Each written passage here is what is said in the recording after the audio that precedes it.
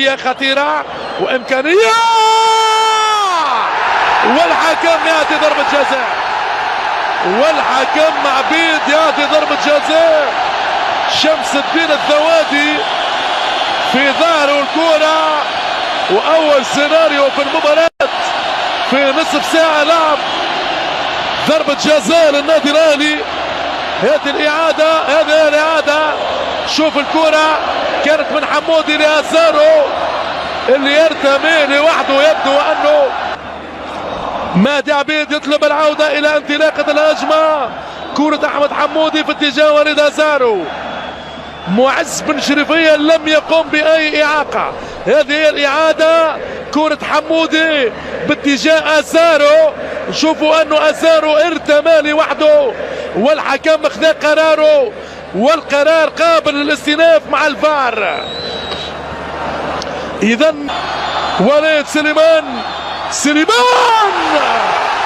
والهدف الأول للنادي الأهلي.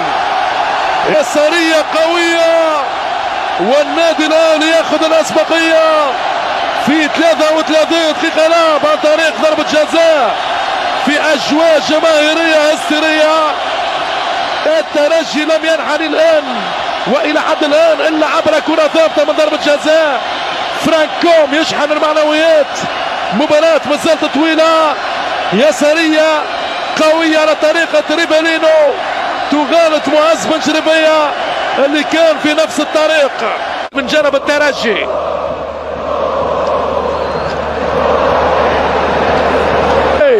من حسين الربيع تصوير يا معز بن شريفية.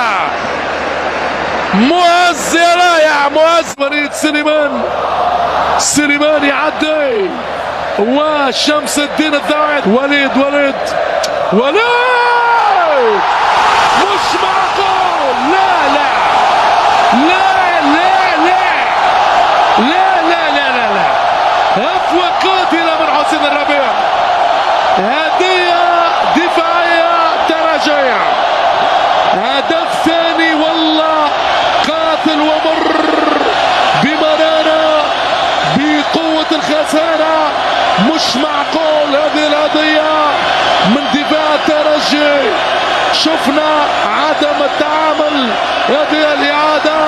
شوف الكرة شمس الدين الذوادي وحسين الربيع. هذه هي حسين الربيع. الضربة، هاي الضربة اللي ضرب فيها شمس الدين الذوادي بيده.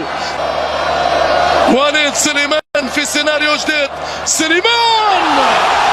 والهدف الثالث للنادي الأهلي. لا ليس لك أي امتياز يا باتريس يا كارتيران. اليوم التحكيم قلب الماتش على الترجي.